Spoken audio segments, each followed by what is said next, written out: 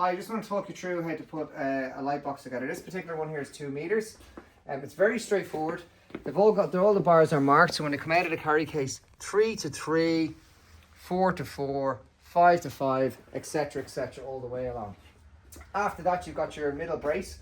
The two heavier bars go into the cross section across and up the top, and they slot in. After that, it's quite simple. On each side, you've got 3 connectors. They're magnetic, so you don't need to screw anything in. Simply there, and on the bottom, and on the top. After that's done, you've got 2 power supplies which are connected at the bottom, one either side, and you just simply turn on.